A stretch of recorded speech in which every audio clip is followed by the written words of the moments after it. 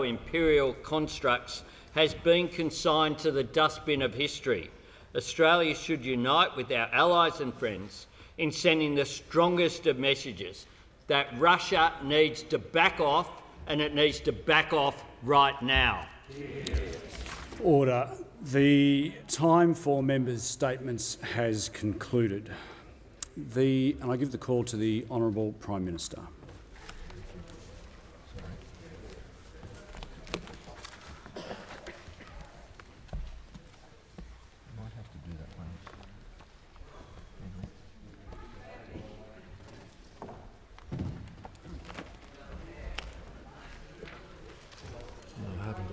Oh, there it is. I'm sorry. Apologies, Mr. Speaker.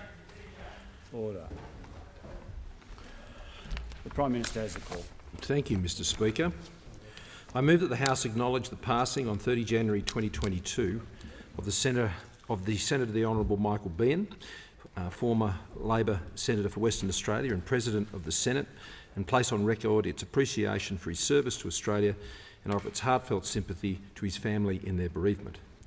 Mr. Speaker, Michael Behan's surname is Irish, derived from the Gaelic word Baha. It means life. When Michael was 17, his family started a new life. Like so many others at the time, they left post-war Europe and embarked on the months-long journey, travelling from London to Perth, Australia. For young Michael, his new life in his new country took the shape of an electrical apprenticeship. He would work as an electrician for the next 10 years. Then sadly, tragedy struck. Michael was involved in an horrific traffic accident near Goomalling. His girlfriend, Leith, tragically died. There's a line in the Irish poem On Raglan Road by Patrick Kavanagh. It goes, "Let grief be a fallen leaf at the dawning of the day." And that was true for Michael. That terrible event affected him deeply. It set him on a new course to become a teacher. And active in the Teachers' Union, Michael joined the Australian Labor Party in 1968. And it was the beginning of a long contribution. Almost 2 decades later, in 1987, Michael was elected to the Senate by the people of Western Australia. In his first speech, there was a theme that followed him throughout his time there, and it was the theme about how we should treat each other in political discourse. In that speech, he admonished activists in the peace movement who believed they had the monopoly on principle and morality. He said, "You do not have to bleed to show that you have a heart. You do not have to pray to demonstrate the presence of a soul." Michael Behan understood that two people with different views can respectfully disagree, and that having a different view doesn't make you more moral than the other person. As President of the Senate, one of his proudest achievements was introducing the Art Acquisition Program. He didn't like that the Parliament's art collection was static, set in stone in 1988, and that the art collection was dominated by the artists of Sydney and Melbourne. So he set out for a collection that better reflected the country. He was proud of the fact that when he left here, there was Indigenous art from urban artists, and more art from Western Australia, the Northern Territory and Queensland. Mr. Speaker, Michael Behan admitted late in his parliamentary career, in fact it was the very last sitting day of his time in Parliament, that he had been elected to a Senate as a cynic. In his words, "I was no enthusiastic supporter of the Senate. I can understand that on some days, Mr. Speaker. It was a view that had formed watching from afar the events of 1975, but it was a view that changed. In part, it was because of the committee system which he loved. You were forced together, working towards common goals, usually finding consensus, travelling together. Michael was very conscious that our debates draw out our best. Tone, civility, the hours we keep and our role in contributing to the type of cynicism that he once himself had, it all matters," he said. And we all still grappling with those questions a quarter of a century on. Though I should add, Michael passionately argued for an end to wigs and gowns, and that change was achieved by his successor, so progress is indeed possible. Mr. Speaker, Michael left the Parliament because he lost a pre-selection, defeated 71 to 69. It doesn't get much closer than that. But he didn't mope. In fact, the day after he ended his term as a senator, he married Margaret. A new stage of his life was beginning. Mr. Speaker, Senator Behan's was a life well lived, from London to Perth, Bunbury, Melbourne and Canberra. From devastation to the dawning of the day, he was a gentleman who wanted us to always be at our best. On behalf of the government, I offer my heartfelt sympathy to Michael's wife Margaret, his children and extended family, and may he rest in peace. I give the call to the Leader of the Opposition. Thanks, Mr. Speaker, and I thank the Prime Minister for his words. If ever there was a face that looked like it had been designed to emit an aura of geniality and goodwill, it was Michael Bean's. Through his life, he would wear many hats: electrician, peace activist, teacher, union member, encourager, change maker, Labor true believer. He was also the survivor of tragedy, a car crash that he survived, but his girlfriend, Leith Jackson, did not. Even with the passage of the decades, it is just too awful to contemplate. Somehow the young Michael emerged from that with a sharpened focus on what mattered. As West Australian State Labor Secretary, he was a modernising force in the 1980s, played a crucial role in the party's successes at a state and federal level during that remarkable decade. When he entered federal parliament as Senator for WA during the Hawke-Keating era, he made it clear in his first speech to the Senate that he was concerned with getting things done. Having overcome some of his own reservations about the Senate, which in his mind sometimes suffered from memories of its role in the 1975 constitutional crisis, he gave speeches on industrial relations and working conditions, education, the economy and electoral matters. He spoke with persuasive power on the Native Title Bill. He developed a full and detailed view of Parliament, seeing how it all pieced together what worked, what didn't, and what best equipped parliamentarians to serve the interests of the Australian people. True to this approach, he looked past some of the more flashily obvious aspects of Parliament and saw the value of parliamentary committees. What he saw in them was a greater breadth of representation and perspective, and an overall impact that he felt was rivalled only by the emergence of political parties and the advent of proportional representation. When he became Senate President, he took on the challenge of lifting the standard of question time, clearly taking to heart the view of another president, John F. Kennedy, that we choose things not because they are easy, but because they are hard. Michael understood that the televising of question time had a big impact on the standing of the institution. As he put it, "I used to think it was only my mother who watched me at question time, but there are a lot of other people who watch question time. I was recently door knocking in Shark Bay when somebody said, 'Hello, Mr. President, come on in and have a drink. I watch you every day.'"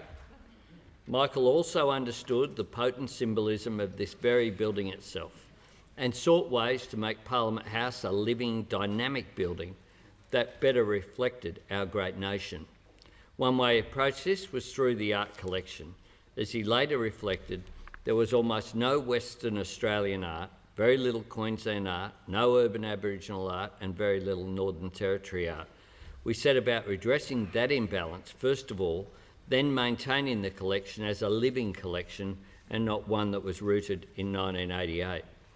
As you walk through this building, possibly on your way to Aussies, you'll pass Michael's official portrait, in which he has been carefully painted, smiling gently from among a collection of framed canvases. When he left here, Michael kept his focus on what mattered, favouring the result over the display. By the time he was appointed a member of the Order of Australia in 2011, it was for service to the Parliament of Australia, to the promotion of international bipartisan political debate, to the pharmacy profession and to the community. A £10 POM who turned out to be a true bargain for Australia. Our hearts go out to his wife Margaret, his children Daniel and Kate, his stepchildren Georgia and Michael, and his 8 grandchildren. May Michael rest in peace. As a mark of respect to the memory of the Honourable Michael Eamon Bean, I ask all present to rise in their places.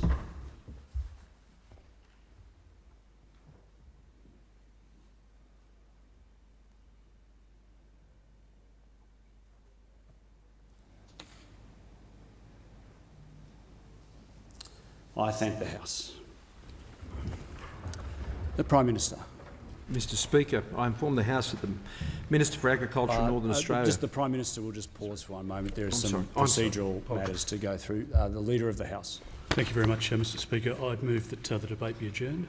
The question is that the debate be adjourned and that the resumption of the debate be made in order of the day for the next sitting. All those of that opinion say aye. Aye. Contrary, no. I think the ayes have it. The Minister. Mr Speaker, I ask leave of the House to refer the matter to the Federation Chamber for further Is leave debate. granted? The Leader of the House. Thank you, Mr Speaker. I move the resumption of debate on the Prime Minister's motion of condolence in connection with the death of the Honourable Michael Eamon Behan be referred to the Federation Chamber. The question is that the motion be agreed to. All of those of that opinion say aye. The contrary, no. I think the ayes have it. Just before I call the Prime Minister, I have a short statement to make. On Thursday after question time, the Leader of the Opposition asked me to reflect on comments made by the Minister for Defence in responding to a question during question time and report back to the House. When the matter was raised during question time, I made it clear that I had not heard the comments as the level of interjections was so loud as to prevent me from hearing precisely what had been said. I have, however, since carefully examined the Hansard transcripts of that period of question time and considered the relevant sections of the practice at pages 516 to 17. Even though no explicit charge was made by the Leader of the House, there was an insinuation made about the Leader of the House. I'm of the view that in context, the reference made by the Leader of the House about the Leader of the Opposition is not in order under Standing Order 90, and I would ask that such comments not be repeated. The Prime Minister. Thank you, Mr Speaker. I inform the House that the Minister for Agriculture in Northern Australia will be absent from question time today and for the remainder of the week. The Deputy Prime Minister will answer questions on his behalf. The Minister for Defence Industry and Minister for Science and Technology will be absent from question time today and for the remainder of the week. The Minister for Defence will answer questions on her behalf in the Defence portfolio, and the Minister for Industry, Energy and Emissions Reduction will answer questions on her behalf in the Science and Technology portfolio. The Minister for Regional Health will be absent from question time today and for the remainder of the week. The Minister for Health will answer questions on his behalf. Questions? Yes, the Leader of the Opposition. I thank you for your timely consideration of the matter I raised on Thursday afternoon. It might be just appropriate so we can just move on, given your ruling, if the Minister, if the Leader of the House can just withdraw his comments from Thursday, given that you've said the Leader of the Opposition will resume his seat. I have also considered this issue carefully, and at page 515 of the practice it makes it very clear that the time for a request for a withdrawal must be made at the time the remark was made. I'm not... The member for Solomon is warned. The whole purpose behind that provision is to, as I understand it, to expunge the record from Hansard. If, and I say if, and I certainly hope it doesn't happen again, if the matter arises, I'll deal with it then. I don't need to hear any further from the Leader of the Opposition. The questions without notice. Are there any questions? The member for Ballarat. Thank you very much, Speaker. My question is to the Minister representing the Attorney-General. It's been reported by journalist Peter Van Oslen that last week the Minister strongly argued against legislating a stronger anti-corruption commission. Was the fact that the Minister paid $30 million for a piece of land worth $3 million mentioned in the discussion, or did everyone in the room just join the dots? Happy to hear. Order.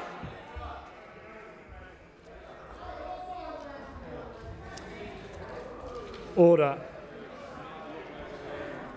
The Leader of the Manager. Sorry, the Leader of the House. Thank you very much, Mr Speaker. Well, the first part of that question may be in order because there was public speculation, again rumour and gossip and bits and pieces that appeared in the media, and the opposition may base some question on that. The second part was a slur and it was made to be ruled out of order. It was a political stunt, Mr Speaker, and it should be treated as such. The Manager of Opposition Business on a point of order. Yeah, thanks, Mr Speaker. It's quite specific in practice that ministers are meant to be across major issues within the media. This certainly qualifies as that.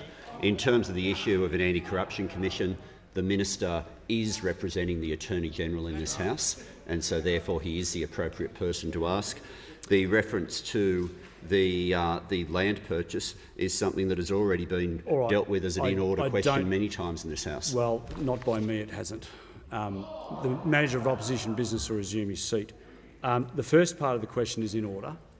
The second part of the question, in my view, is contrary to Standing Order 90, in that it does, in my view, constitute an imputation of improper motive. I'm happy for the Minister to deal with the first part of the question. The Minister has the call. I do thank the Shadow Minister for her question. As she would well know, there's a well-established convention for very good reasons of public policy that Cabinet Ministers do not comment on or disclose what occurred in Cabinet. I recognise it's been quite a long time, for very good reasons, since anybody on the other side of this House was in Cabinet, because the Australian people have not seen fit to trust you with the heavy responsibility of government. Mr Speaker, it is quite curious to be on the receiving end of lectures about probity and public policy from the member for Ballarat, of whom it was said in the ANAO report in 2014-15, number 9, the recording of funding decisions did not adequately explain... The Minister will resume his seat.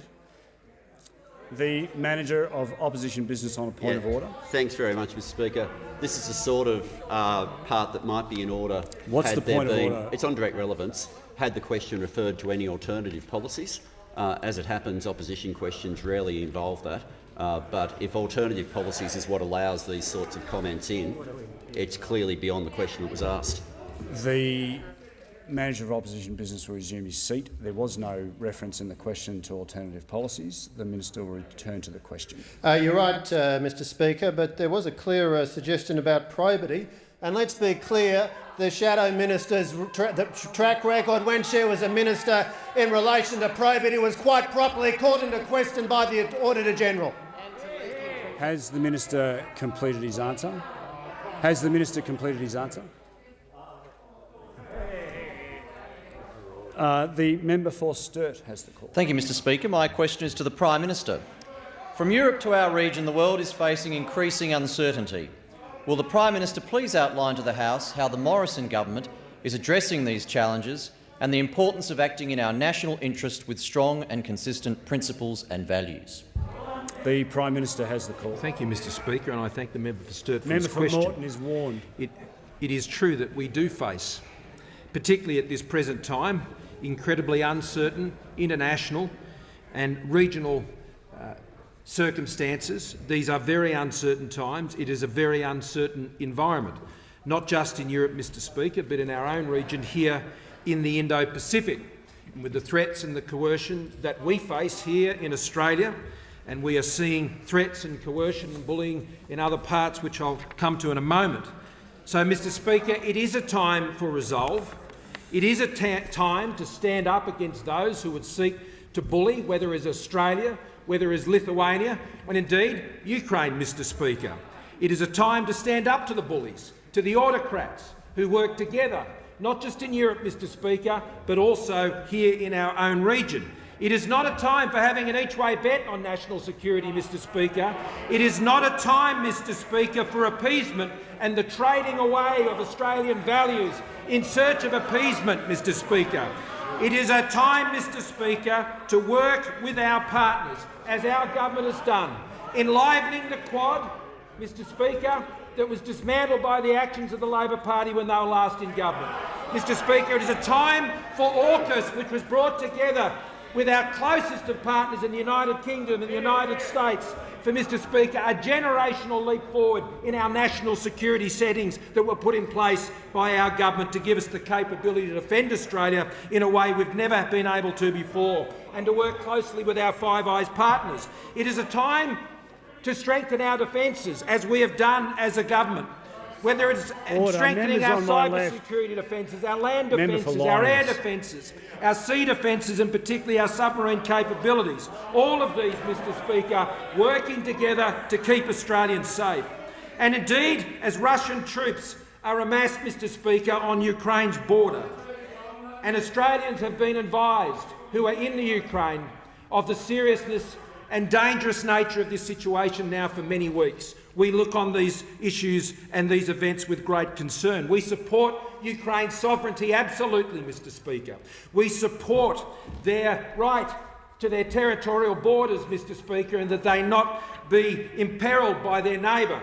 Mr Speaker, we denounce Russia's bullying, their coercion, their intimidation and their threats of violence against Ukraine, Mr Speaker. And we will always take steps to do that. And, Mr Speaker, we have taken those steps with our like-minded partners. But I know, Mr Speaker, that the Chinese government has not stood with the rest of the world in denouncing the actions of Russia, Mr Speaker, and they should do so. They should do so. There should be no cue taken from the actions of Russia, the coercion or bullying in our region. The Prime Minister's time has expired, and I give the call to the Deputy Leader of the Opposition. Thank you, Mr Speaker. My question is to the Prime Minister. Can the Prime Minister confirm the only reason he planned to introduce legislation for a National Anti-Corruption Commission was to attempt to encourage one of his backbenchers, a plan which even his own ministers did not support? Instead of playing politics, why won't the Prime Minister do his job and introduce a National Anti-Corruption Commission? The Prime Minister has the call. Thank you, Mr Speaker. Our government developed a detailed proposal for a Commonwealth Integrity Commission. Mr Speaker, hundreds of pages of legislation which I have tabled in this parliament. If the Labor Party wishes to support that legislation, it can become a reality. The only party standing in the way of it is the Labor Party, Mr Speaker, and I'm not surprised. If you look up to Queensland, Mr Speaker, if you look down in Victoria, I am not surprised that the Labor Party would not seek to support the legislation that I have tabled in this parliament. Our legislation goes to hundreds of pages. Theirs goes to a two-page thought bubble.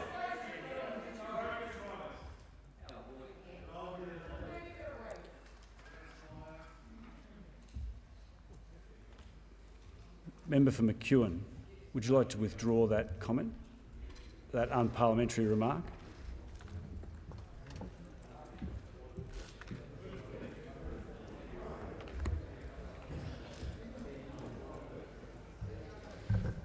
I'll withdraw. Thank the member for McEwen.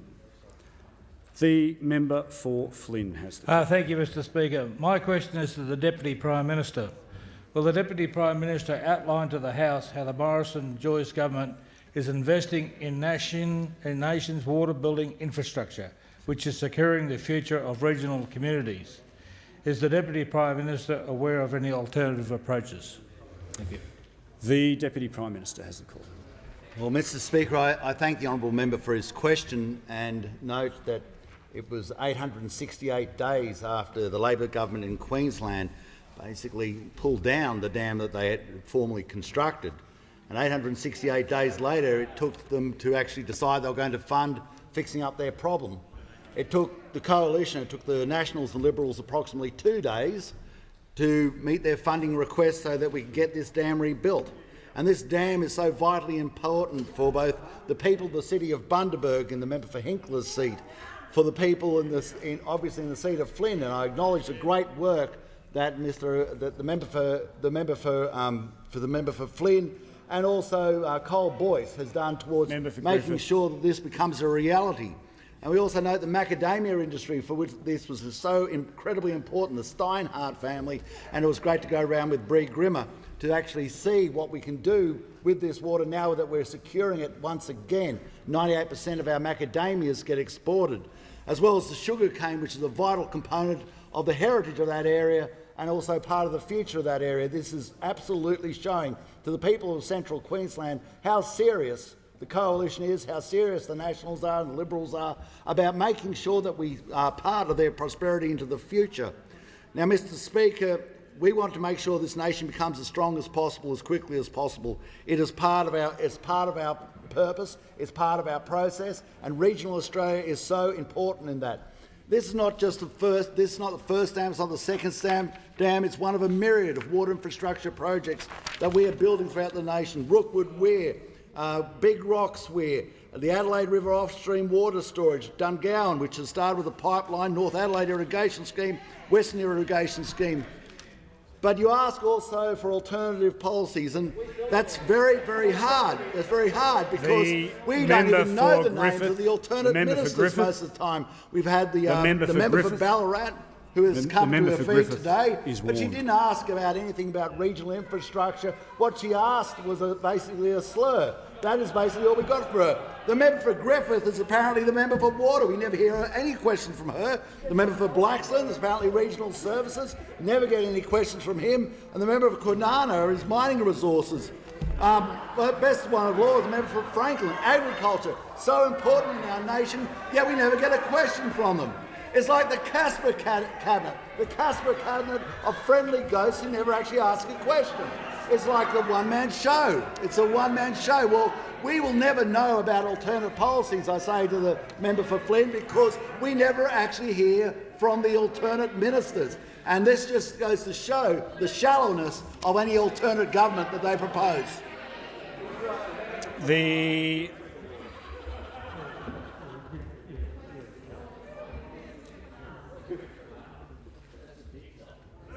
I know.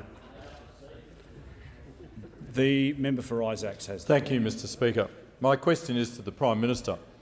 It's been widely reported that last week a number of the Prime Minister's colleagues blocked an anti-corruption commission with retrospective powers. Why are the Prime Minister's colleagues so concerned about an anti-corruption commission with the power to investigate corrupt acts committed before it was established?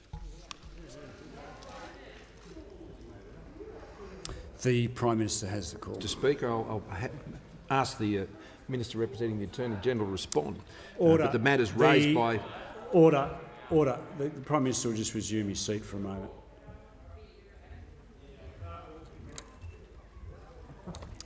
The member for McEwen will leave under 94A. The Prime Minister has the call. The Minister has the call. I do thank the Prime Minister for the opportunity to answer this question from the Shadow Attorney-General. Of course, the premise of his question is entirely misconceived because quite differently to the proposition that he put to the House, in fact, our government has a well-developed, carefully thought-through model for the Commonwealth Integrity Commission. And of course, we've gone through a very detailed process, Mr. Speaker. Hundreds of pages of legislation are in the public domain. We've gone through a nationwide consultation process, 333 written submissions, and of course we've put in place the necessary funding, Mr. Speaker. We put in place the necessary funding. In fact, in total, almost 150... The Minister will resume his seat. Before I call the member for Isaacs on a point of order, assumedly, the level of interjections is far too high. So if the member for Isaacs is going to ask me on a point of order of relevance, it is very difficult to hear the minister. If you want me to be able to rule on points of order, you have to give me the opportunity to hear what's being said. The member for Isaacs has the call. Thank you, Mr. Speaker. I think I can assist you, Mr. Speaker, by saying I'll just get the member for Isaacs to remove your mask, please. Thank you. I think I can assist you, Mr. Speaker, by pointing out that the minister has now spent a minute on irrelevant detail, and I do raise a point of order of relevance. He should direct his answer to the question. Right. He hasn't attempted so yet. Well, as I foreshadowed, I'm going to listen carefully to the minister. The minister has the call. Thank you, Mr. Speaker. And the simple fact is, while the Shadow Attorney-General may not like it, what I'm going to squarely is the very extensive policy efforts made by this government in developing a detailed model for a Commonwealth Integrity Commission. Now look, I know the Shadow Attorney-General is not great on detail when he doesn't have an instructing solicitor. I know that. But the facts are, Mr. Speaker, the facts are that we have a detailed model. We've committed, as I was saying before he leapt to his feet unsuccessfully, we've committed $150 million in funding, and it's very clear that the Commonwealth Integrity Commission will be able to investigate past conduct and matters that occurred prior to its commencement. It will include its jurisdiction, Mr Speaker, this is an important point, its jurisdiction will include over 145 criminal offences that currently exist in legislation, including offences under the Criminal Code Act, fraud, abuse of office, falsification of documents, offences under the Foreign Influence Transparency Scheme Act and the Public Interest Disclosure Act. The government will also create, under our detailed and well-developed policy framework, Mr Speaker, the government will also create new offences relating to corrupt conduct, including concealing corruption and repeated public sector corruption. And so, Mr Speaker, we have a well-developed model. And I simply repeat the offer that the Prime Minister has made publicly and repeatedly. We stand ready to introduce this legislation as soon as the Labor Party indicates that it will support it. We can together, I say to the Labor Party, we can together take this matter forward and achieve an outcome for the Australian people. We've done the detailed work. All you need to do is sign on. It's not hard. Order.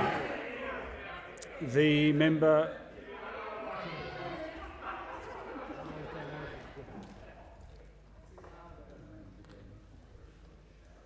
The member for Indi has the call. Thank you, Mr Speaker. My question is to the Treasurer.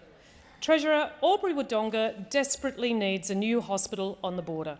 Last year, the member for Farrer said the government is 100% behind a new hospital. But Senator Hume has said the government does not have a funding role. The Deputy Prime Minister has said the same. But that's not true. The government gave Shellharbour Hospital $128 million and Geelong Hospital $50 million before the last election. So which is it, Treasurer? Does the government fund regional hospitals or not? And will you commit $300 million for a new cross-border hospital in Albury-Wodonga as soon as possible? The Treasurer has the call. Mr Speaker, I thank the honourable member for her question, and she has raised this issue specifically with me, and she is aware that the Commonwealth is helping to support hospitals to a record amount, Mr Speaker. Under this government, hospital funding in Australia is at a record high, Mr Speaker. Now, we consider a range of infrastructure projects, but as the honourable member knows, there is a real role there for state governments. State governments have a real role to play in funding those infrastructure projects. So we'll consider proposals on their merits, Mr Speaker, but we recognise that the Commonwealth does help fund hospitals, but when it comes to infrastructure projects, state governments have a key role to play. I thank the Treasurer. The member for Moncrieff has the call. Thank you, Speaker. My question is also to the Treasurer. How are the Morrison government's tax cuts helping Australian families, particularly women, keep more of what they earn? And is the Treasurer aware of any alternative approaches? The Treasurer has. Well, thank you very much, Mr Speaker. I thank the member for Moncrieff for her question. She's a very strong advocate on behalf of the tourism sector. She's a strong advocate on behalf of small business. Indeed, more than 30,000 in her electorate are going to be able to access the immediate expensing provisions. Now, Mr Speaker, at every turn, we have sought to cut taxes, cutting taxes for small business to the lowest level in 50 years, providing record amounts of investment incentives through our tax system, which have been particularly effective through this pandemic, and cutting taxes for families. More than 11 million Australians have received more than $30 billion in tax cuts, and particular beneficiaries have been young people, and in particular young women, Mr Speaker. Women aged 25 and under are paying 20% less tax today than under the Labor Party, Mr Speaker. 20% less tax today than under the Labor Party, worth more than $2,000 a year. Now, Mr Speaker, every step of the way, as we've sought to cut taxes, we've been opposed by a Greens-Labor coalition, Mr Speaker, a Greens-Labor coalition. That's because when it comes to tax policies, their policies are very similar, Mr Speaker, very similar. The only difference is the colour of the letterhead. Now, I went to the Greens website and I had a look at their tax policies, and they look like a Labor wish list. Look like a Labor wish list. A housing tax, Mr Speaker, we've heard that before. Right? A tax on family businesses and trusts, we've heard that before. A tax on the mining sector, Mr Speaker. A carbon tax. A carbon tax, Mr Speaker. Higher taxes on superannuation, higher taxes on income earners. And then, of course, most damningly of all, on the Greens website, a 30-year project for the leader of the Labor Party, death duties, Mr Speaker. Death duties and inheritance tax. Oh, no. Oh, no.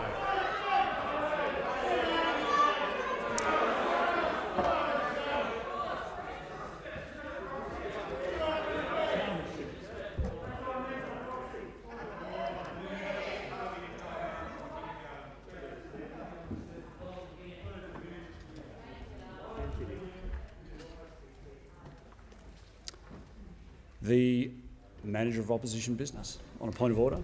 Yeah, on a point of order on direct relevance, Mr Speaker. In terms of alternative policies, exactly how far back in history is going to be considered relevant? No. Realistically, the Manager of Opposition are we going business, to go back to the Trojan Wars? The Manager of Opposition Business will resume his seat. The Treasurer has the call.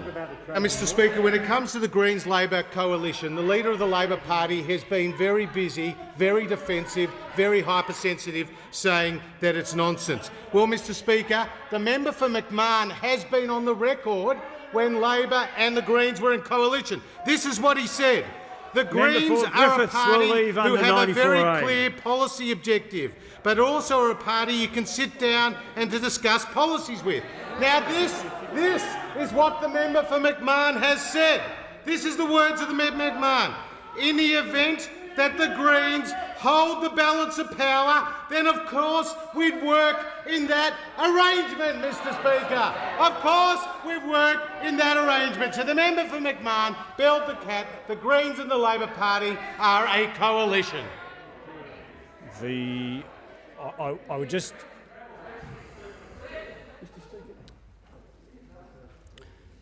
The member for McMahon is warned. I would just once again ask the Leader of the Opposition just not to approach the dispatch box until the time is up. You did. I'm not going to argue with you. The Leader of the Opposition has the call. Yes, Mr Speaker. I seek leave to table the neoclassical theory of the competitive market system, an essay of mine from first-year economics at Sydney University, written on the 7th of August, 1981. The Leader of the Opposition will resume his seat.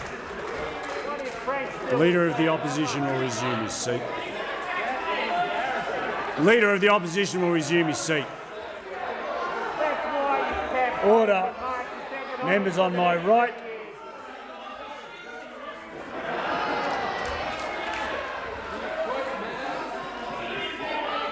The Leader of the Opposition will resume his seat. Is leave granted? Mr Speaker, that is a two-page document in crayon with pictures. It is not to be tabled. No. Leave is not granted. The member for Gorton. The Leader of the Opposition will resume his seat. Order. Members on my right. Members on my right.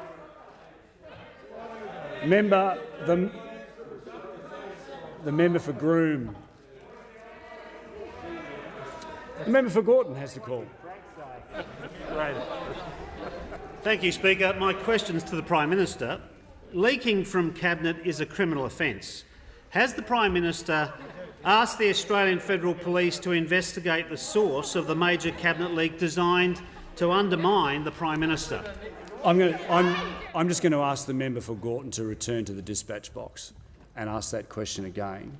The member for McKellar's booming voice was preventing me from hearing the question. Thank you, Speaker. As were members on my left. The member for Gorton. Thanks very much, Speaker. My question is to the Prime Minister. Leaking from Cabinet is a criminal offence. Has the Prime Minister asked the Australian Federal Police to investigate the source of the major Cabinet leak designed to undermine the Prime Minister? The Leader of the House on a point of order. Well, Mr Speaker, it's impossible for the Prime Minister to answer such a question. If he's provided a reference to the Australian Federal Police, it would be in confidence to the Commissioner, and it's not in order to ask that question, Mr Speaker.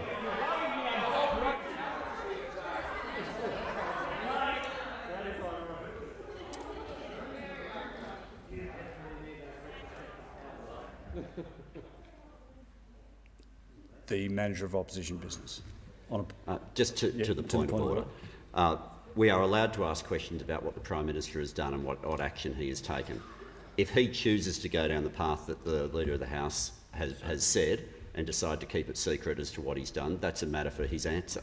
But the question is in order. The Prime Minister has a call. The question is in order. Mr Speaker, the member's question is mistaken. The member for Berowra has the call. Thank you, Mr Speaker. My question is to the Treasurer. Will the Treasurer inform the House how the Morrison government's strong economic management Members on my left. is working to produce more jobs for Australian families and small businesses, particularly in my electorate of Berowra? Is the Treasurer aware of any alternative policies? The Treasurer has the call. Well, thank you, Mr Speaker. I thank the member for Berowra for his question and acknowledge his commitment to small business and lower taxes, and indeed more than 50,000 members in his electorate are getting tax relief as a result of policies that we've supported on this side of the House. Now, it's easy to forget what the state of the economy was early on in this pandemic in 2020.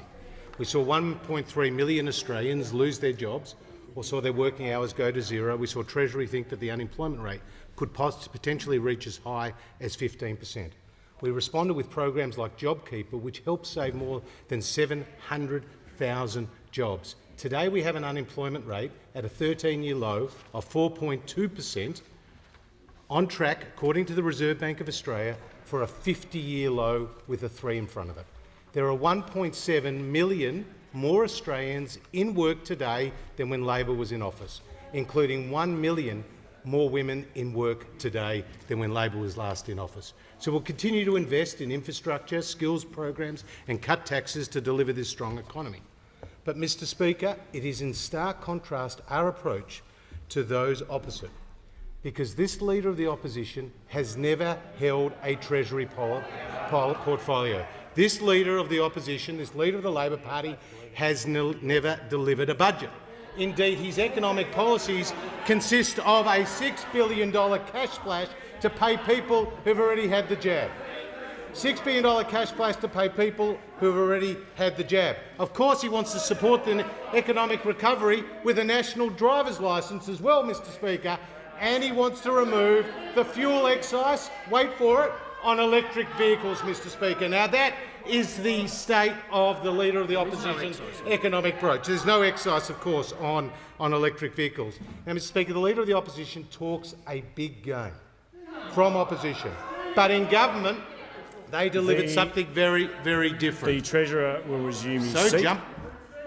The Leader of the Opposition on a point Mr. of order. Speaker, I realise the target of this sort of lettuce attack What's the point is of order? the Leader of the House. What is the still, point of order? well, this can't be in order for him to just go on for 3 minutes, the not in of, his portfolio, the Leader of the Opposition with a character will state his attack point of order. on myself and the Leader of the House. If you don't think of me, think of Peter. The Think Leader of of Peter. the Opposition He's just will sitting resume there, Mr. Speaker. his seat. The Treasurer is in order, and the Treasurer has the call. I thought he was going to table another set of finger paintings, Mr Speaker. Now, the reality is the Leader of the Opposition, when Labor was in government, they talked today about secure work, but unemployment under Labor was 5.7%, it's 4.2% today. The Labor Party talks about high wages. When Labor was last in government, real wages were falling, Mr Speaker. The Labor Party talks about cost of living. Well, electricity prices doubled when Labor was last in government. They talk about lower debt, Mr Speaker. They've made more than $90 billion of additional spending promises, Mr Speaker, that are unfunded. And they talk about lower taxes, and we know this Leader of the Opposition supported $387 billion of higher taxes at the last election. So we on this side of the House stand for more jobs. We on this side of the House stand for lower taxes. The same can't be said about those opposite. The Leader of the Opposition. Thanks, Mr Speaker. My question is to the Prime Minister. The Prime Minister's own department has confirmed it briefed the Prime Minister throughout the course of 2020 and 2021 on rapid antigen testing. Why didn't the Prime Minister do his job and order enough rapid antigen tests when it really counted? The Prime Minister has the call. Well, thank you, Mr Speaker. At no point prior to the onset of Omicron, Mr Speaker, had the government, other than the issue of aged care in around August of last year, when the government immediately then went to procure rapid antigen tests for aged care, Mr Speaker, which was our responsibility, at no point prior to that time, Mr Speaker, had any health advisory body, any chief medical officer, Mr Speaker, any health department, not the Prime Minister's and Cabinet department or any other department, had they recommended that the government should be engaged in purchasing rapid antigen tests. In fact, Mr Speaker, they weren't even approved by the TGA, Mr Speaker, until November of last year. And so the suggestion that is put by the Leader of the Opposition that somehow they would be recommending that we do something that was contrary to the medical opinion of the Therapeutic Goods Administration is just a further example, Mr Speaker, of how the Leader of the Labor Party has sought all through this pandemic to play politics with the pandemic for his own political gain, Mr Speaker. I can tell you, Mr Speaker, the government throughout this pandemic, yes, it is true. The Prime Minister will just resume his seat for one moment. The member for Macarthur is warned. The Prime Minister has the call. So it is true, Mr Speaker. Through this pandemic, the government took the action to close the borders right at the outset, and in particular we closed the borders to China, Mr Speaker, and we were criticised for being racist at the time. Mr Speaker, that helped save Australia from this pandemic over the course of these last few years. The government did move, Mr Speaker, to put in place JobKeeper, to support apprentices, Mr Speaker, to put the cash flow boost in place, which means we've come through this pandemic with one of the strongest economies in the advanced world, Mr Speaker. And yes, Mr Speaker, we took the decision in August of 2020 to ensure that we manufactured the AstraZeneca vaccine here in Australia, where we could manufacture it, Mr Speaker, because other vaccines weren't able to be manufactured in this country or so many other countries around the world. So we did all of that, and we now have one of the highest vaccination rates in the world. Now, Mr Speaker, if the Labor Party believes... The Prime Minister will resume his seat. The Manager of Opposition Business on a point of order. Yeah, Mr Speaker, the question goes to rapid antigen testing and nothing else. So your point of order is direct relevance? Yes, it is. The question does go to rapid antigen testing, but the Prime Minister is on point insofar as the COVID pandemic. Member for Shortland. I will not tolerate questions of, particularly when I'm ruling on a point of order. The Prime Minister is relevant, and the Prime Minister has the call. Yep. So if the Labor Party thinks that they would have achieved better results than what I have just outlined, Mr Speaker, if they believe that if it was the Labor Party that was sitting on these benches, Mr Speaker, that they would have achieved better results, Mr Speaker, then I don't believe the Australian people believe that for a second. Because, Mr Speaker, had the Labor Party been elected at the last election, $387 billion worth of taxes would have become a reality, and then the pandemic would have hit, Mr Speaker, and the Australian economy would have gone down the sinkhole, Mr Speaker. The Prime Minister will return to the question. The Prime Minister will return to the question, please. Sorry, Mr Speaker. The Prime Minister will return to the question. So, Mr Speaker, our government has kept Australians safe. We have kept our economy strong, Mr Speaker. We're one of the highest vaccination rates in the world, Mr Speaker. And I give the call to the member for... Menzies. Thank you, Mr Speaker. And I asked the Defence Minister if he would update the House on the Morrison government's commitment to a stronger defence force, and is the Minister aware of any alternative approaches? The Minister for Defence has the call. Thank you very much, Mr Speaker. I thank the honourable member for his question, and he well knows, given his background in the defence portfolio, that this government is absolutely committed, Mr Speaker, to investing in the men and women of the Australian Defence Force. We're not only interested in investing in them, but we're interested in making sure that we can give them the equipment and the stock that is available to help them, help us to keep our country safe. Now, we've not made no apology, Mr Speaker, for that from day one. We've ramped up off a very, very low base the investment that we've made into defence, Mr Speaker. I always think, the Labor Party promises a lot when they're in opposition. When they get into government, they do the complete opposite, Mr Speaker. Part of the reason, of course, Mr Speaker, is that they can only be in government with the assistance of the Greens, and the Greens demand that the defence budget be cut. And that's exactly what happened, Mr Speaker, when Labor was last in power. Because, Mr Speaker, defence spending under Labor fell to 1.56% of GDP. It was the lowest, Mr Speaker, since 1938. So when you hear, Mr Speaker, the men and women of the Australian Defence Force saying that they don't trust Labor, and when you hear... The Deputy Leader of the Opposition on a point of order. Well, the point of order is actually irony, Mr Speaker. The Deputy Leader of the ironic Opposition coming from the government which... The Deputy Leader of the Opposition will resume his seat. There's no valid point of order. The Minister for Defence has the call. You don't do anger very well, Richard, you know that. Minister for Defence. Mr Speaker, the reality is that this government is investing some $270 billion in Australia's defence capability. Now, you ask yourself the question, why would Labor have ripped money out of defence and out of ASIO and out of the Australian Federal Police, out of the ACIC when they were in government? Mr Speaker, it's because they lost control of our borders. They lost control of our borders, Mr Speaker. That's the reality. And, it's not just this Leader of the Opposition you need to be concerned about. The Minister for Defence... Point of order. The Minister for Defence will resume his seat. Just for completeness, there was no valid point of order. You can only raise relevance once. So I'm happy to hear from the Deputy Leader of the Opposition. Thank you, Mr Speaker, and this is the occasion, the single occasion in this question where I would like to raise relevance. I fail to see how going to that is at all relevant to the question that was asked. All right. The Minister is being relevant, and I give him the call. Very much, Mr Speaker. I was asked about alternate approaches, and, Mr Speaker, the fact is that when Labor was in opposition last time, before the run-up to the 2007 election, they promised Australia that they would keep the economy managed as John Howard did, that they would keep investment into defence going at the levels that the Howard government did.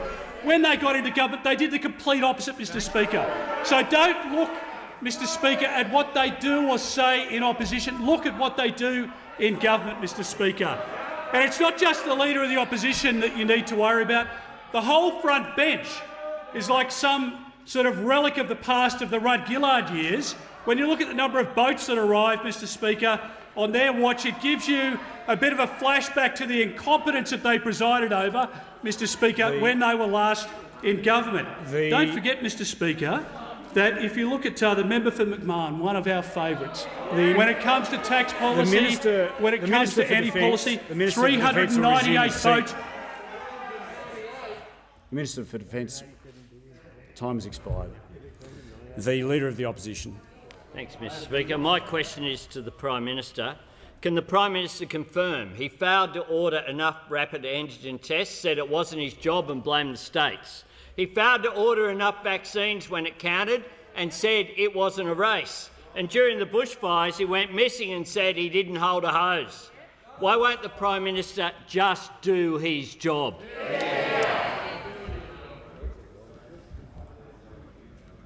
The Prime Minister has the call.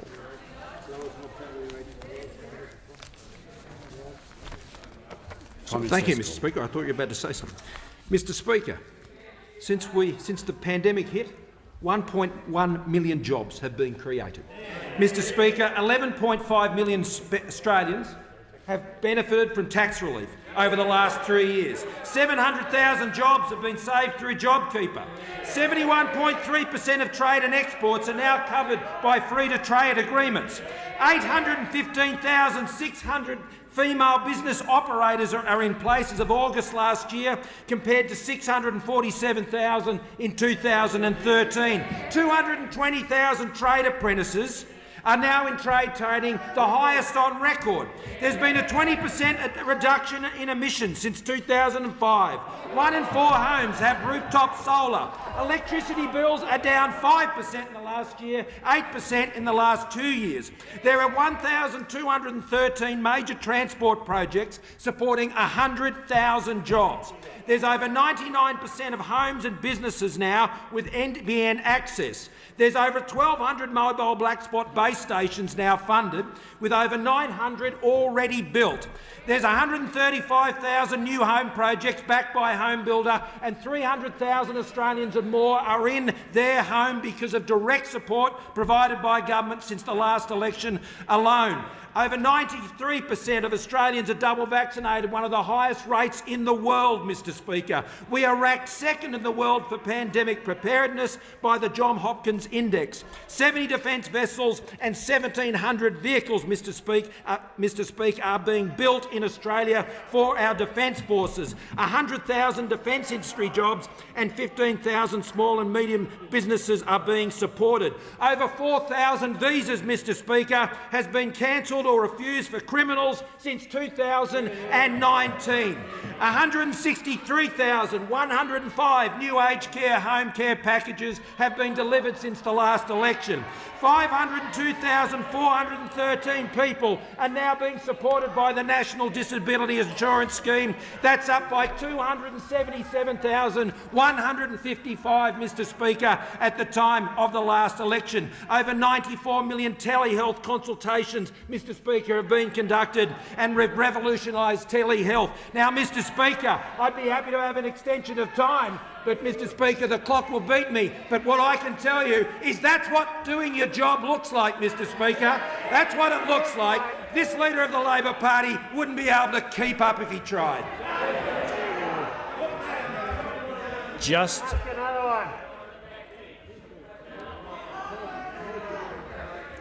before I call the member for Lindsay, I'd like to remind members that it's considered highly disorderly to be banging on their desks. The member for Lindsay has the call. Thank you, Mr Speaker. My question is to the Minister for Home Affairs. Will the Minister please update the House on what steps the Morrison government is taking to keep Australians safe and protect both our way of life and Australia's critical infrastructure, especially from the threat of cyber attacks? Is the Minister aware of any alternative approaches? The Minister for Home Affairs has the call. Well, thank you, Mr Speaker, and I thank the member for her question. Tackling the threat of cybercrime has been an absolute priority for the Morrison government. And as the Director-General of ASIO said just last week in his annual threat assessment, during the pandemic, we've all spent more time online, and that means that there have been a number of security challenges that have been presented to us and that we have to deal with. Now, last financial year alone, the Australian Cyber Security Centre received more than 67,500 cybercrime reports, and over a quarter of those incidents were on critical infrastructure systems.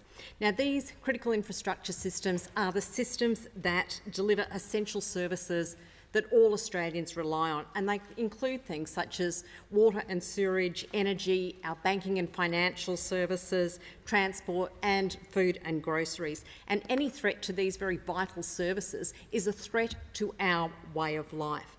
And that's why last November the Morrison government introduced into Parliament and passed the first tranche of its critical infrastructure reforms, so that our nation is much better equipped to deal with a range of threats, including cyber attacks.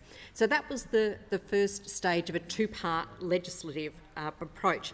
And last week I introduced the second tranche of our critical infrastructure legislation into Parliament. That includes changes that will deal with risk management systems and how requirements for systems of national significance are actually put in place and administered. In addition, we've been progressing work on our ransomware action plan. We released that last October. We've been going through a process of consultation with businesses and with the community. Under that plan, there will be a range of new criminal offences, tougher penalties, and we will hit the cyber crooks where it hits them most, and that is in their bank balances. Now, Mr Speaker, there is absolutely no doubt that our nation is facing a very clear threat when it comes to cybercrime, and both businesses, individuals and governments need to be resolute in tackling it. Now, the suite of measures that we have introduced as a government is delivering a very sound and a very clear message to anyone considering interfering with our critical infrastructure on our way of life. The messages are: you will not be successful and you will face very tough penalties.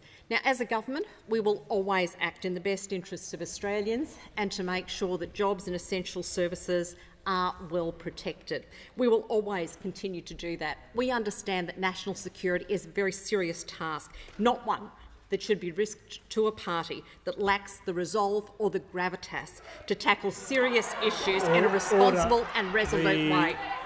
Minister's time has expired, and I give the call to the Leader of the Opposition. Thanks, Mr Speaker. I seek leave to move the following motion. That the House 1 notes: A, the Prime Minister was warned by many organisations last year of the need for rapid antigen tests, including the Australian Medical Association, the Transport Workers Union, the Australian Chamber of Commerce and Industry. B, it's reported today the Prime Minister received multiple briefings from the Department of Prime Minister and Cabinet on rapid antigen testing in 2020 and 2021. C, despite multiple warnings, the Prime Minister failed to order enough rapid antigen tests when it mattered and instead blamed the states. D, the Prime Minister has failed to make rapid antigen tests free and accessible for all Australians through Medicare.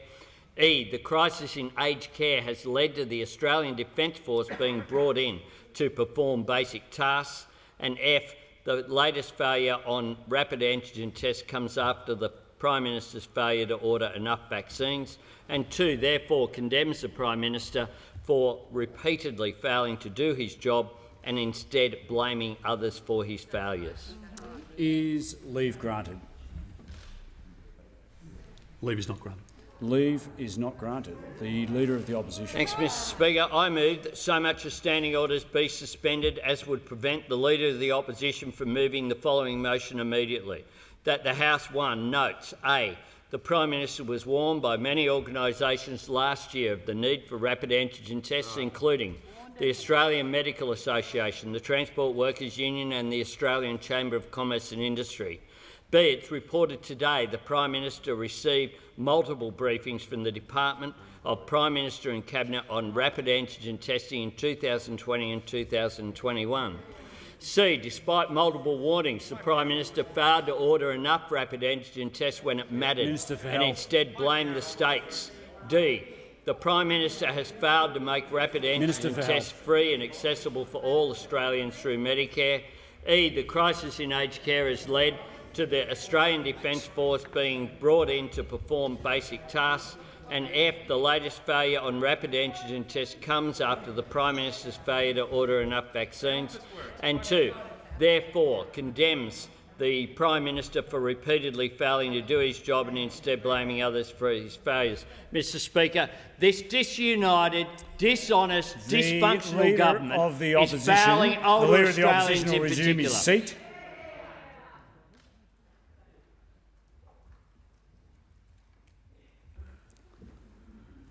The Leader of the House. Mr Speaker, I move the member be no longer heard. The question is that the Leader of the Opposition be no further heard. All those of that opinion say aye. Aye. The contrary, no. I think the ayes have it. Is a division required? Ring the bells for 4 minutes.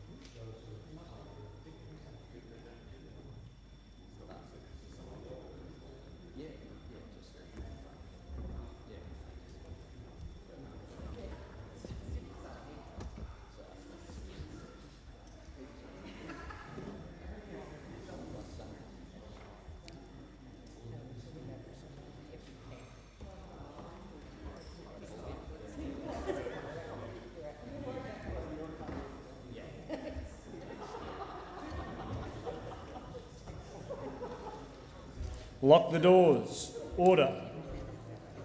The question is that the Leader of the Opposition be no further heard. All those of that opinion say aye. All those of that opinion say aye. Aye. I'm sorry. No, I'll rephrase that. The ayes will pass to the right of the chair and the noes to the left. I appoint the honourable members for Nichols and Gray as tellers for the ayes, and the honourable members for Werriwa and Lawler as tellers for the noes.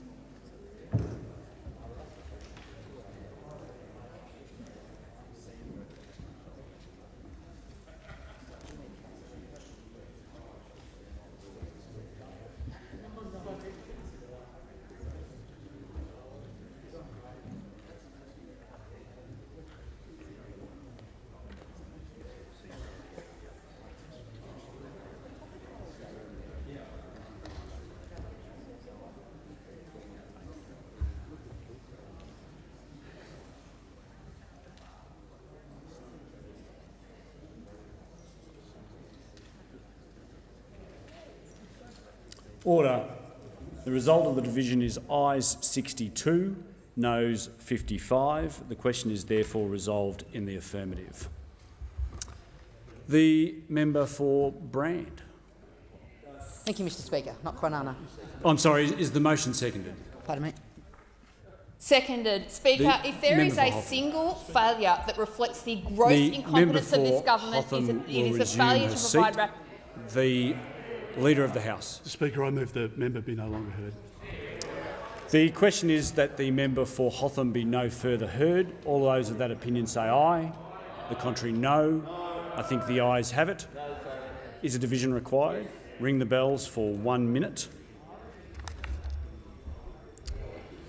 I appoint the same tellers as in the previous division. Members must remain in their seats unless they're leaving the chamber, or they did not vote in the previous division, or they are changing their vote, in which case they must report to the tellers.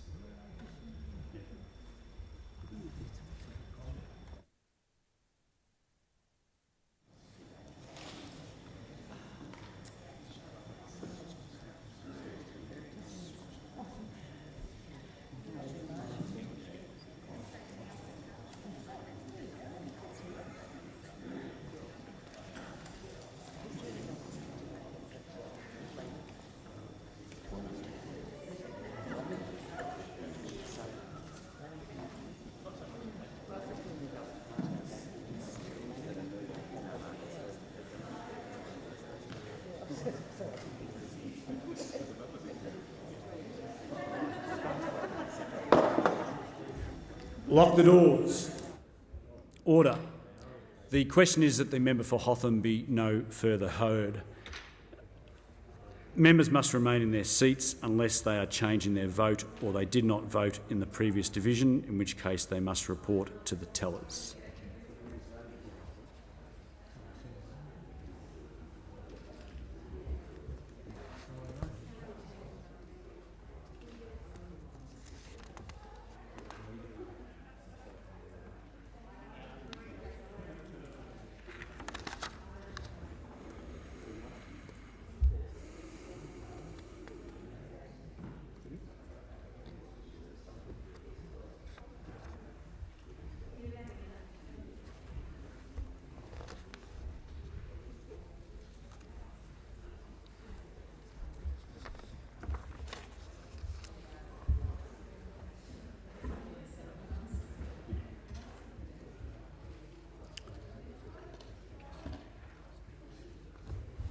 To go.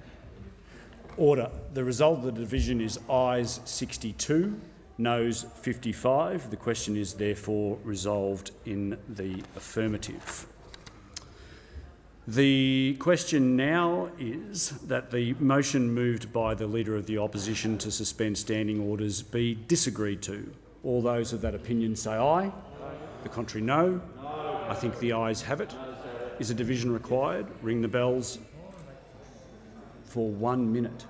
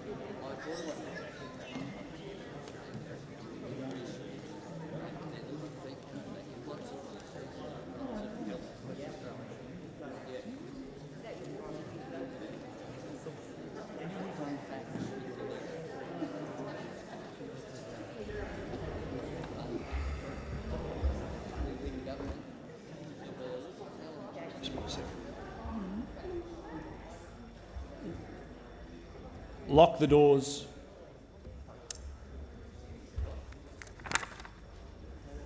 The question is that the motion be agreed to. Members must remain in their seat unless they're changing their vote or they did not vote in the previous division, in which case they must report to the tellers.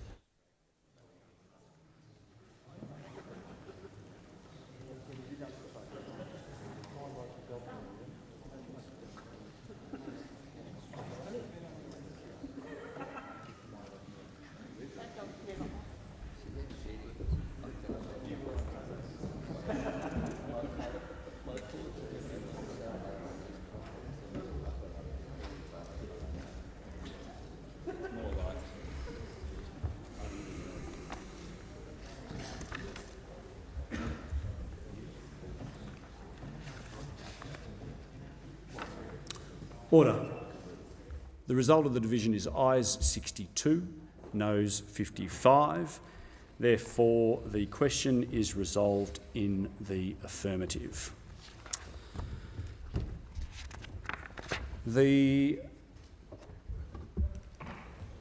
Just before the member for Brand.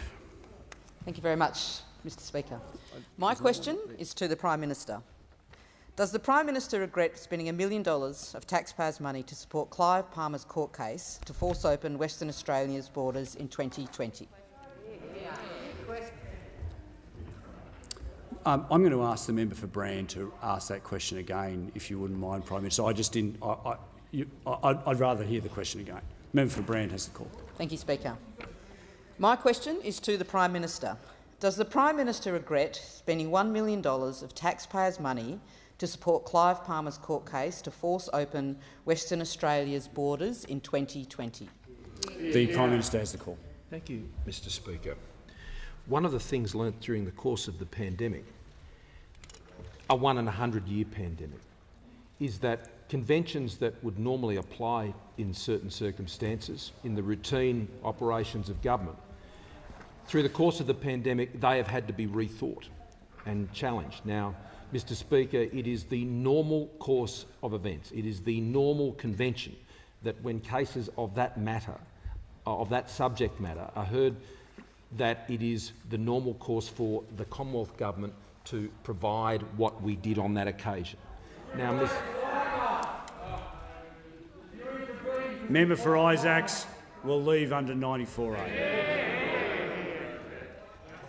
And so, Mr Speaker, that is what the Attorney-General at the time did, and did so with the support of the government. Now, Mr Speaker, after further discussions with the Western Australian Premier and I took the decision for us to withdraw from that case. So, Mr Speaker, it was our view that the normal convention that applied outside of a pandemic and the situation of the pandemic led us to make that decision, and we withdrew that decision, Mr Speaker, and I'm pleased with the result that was finally arrived at by the court. The member for Groom has the call.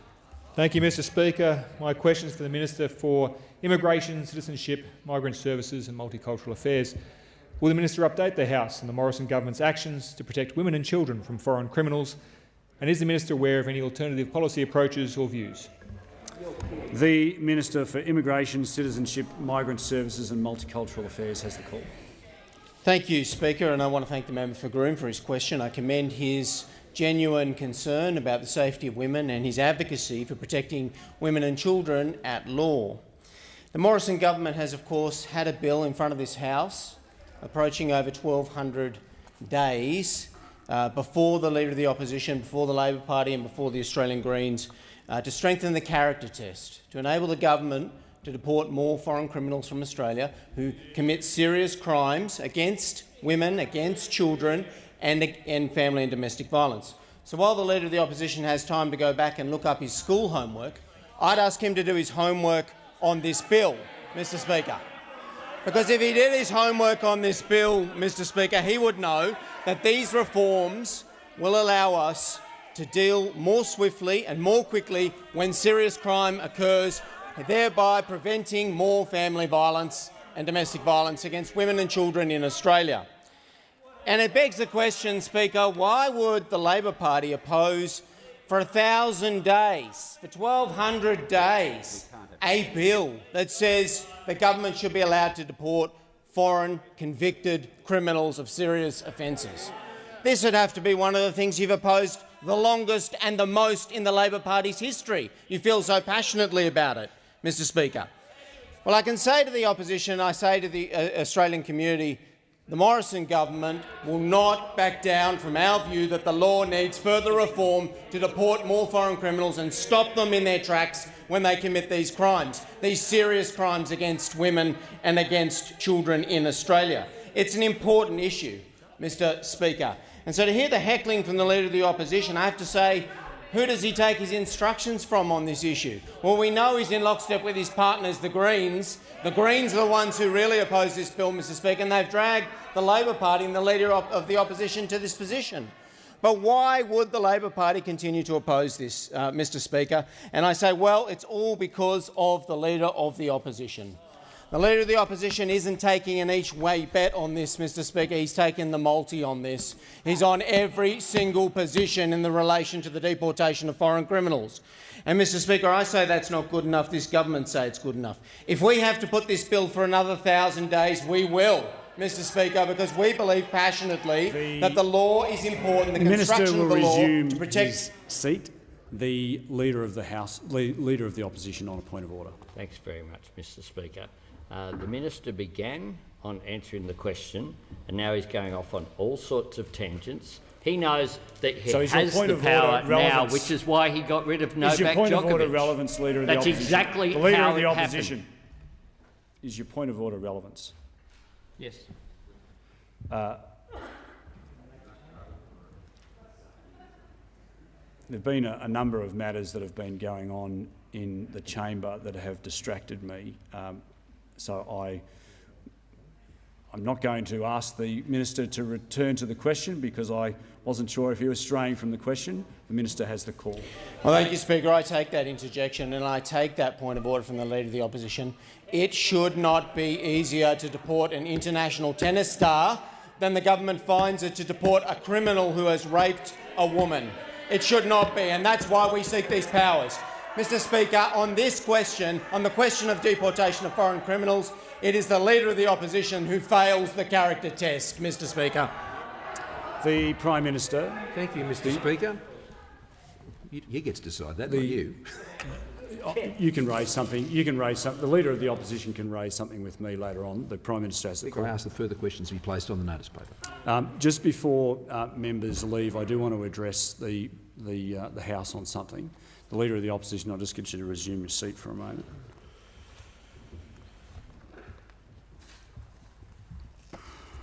I note that the member for Warringah isn't in the chamber, but hopefully she's listening from her office. Last Thursday, the member for Warringah raised an issue with me relating to the length of last Wednesday's sitting, which ran through Wednesday night and into the early hours of Thursday morning. The matter was also raised by the member for Chifley with me. As members know, the meeting and adjournment times of the House of Representatives are set out in the standing orders and are a matter for the House to determine. On those occasions, when the House sits longer hours to deal with specific legislation, a decision of the House is required. I understand this often occurs following discussions between the government and the opposition, and I'm not involved in any way in those discussions. While sitting until 5 a.m. is certainly not desirable, and I'm sure we all hope it is a rare occurrence, those who work in this building know that it is always a possibility that longer hours of sitting may occur from time to time. However, I understand the members' concern about the House sitting through the night and finally adjourning at just after 5 a.m, and I note recommendations of the Jenkins Review aimed at balancing well-being with the business of the Parliament, particularly recommendation 27, which addresses the parliamentary sitting calendar and the order of business. I expect that matters such as this one, raised by the member for Warringah, will form part of the consideration of those recommendations. Finally, I'd like to take this opportunity to thank all of the parliamentary staff who worked through the night on last Wednesday to ensure that business of the House was able to be completed. The Leader of the House. Thank you, Mr Speaker. Documents are tabled in accordance with the list circulated to honourable members earlier today. Full details of the documents will be recorded in the votes and proceedings. I thank the Leader of the House. The Leader of the Opposition. Thanks, Mr Speaker. Perhaps the easiest way to do this is in the form of I seek leave to give a personal explanation. Does the Leader of the Opposition claim to be misrepresented? I do, Mr Speaker, by the Minister for Immigration during question time. The Leader of the Opposition has the call. Thanks, Mr Speaker. The Minister for Immigration made a number of imputations in his response. The facts are these. His imputations are wrong, as demonstrated by the fact that the courts upheld his right as a minister to cancel a visa in the globally covered case around Novak Djokovic. He knows it, the whole of the parliament knows it, and he is being deliberately misleading in his characteristic he gave in his answer. I present the Auditor General's Performance Audit Report number 16 of 2021-22, entitled Award of Funding under the Safer Communities Fund, Department of Home Affairs, Department of Industry, Science, Energy and Resources. Thank you.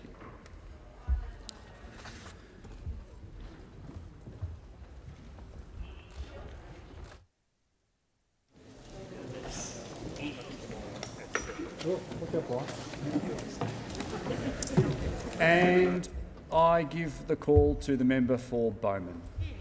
Thank you, Speaker.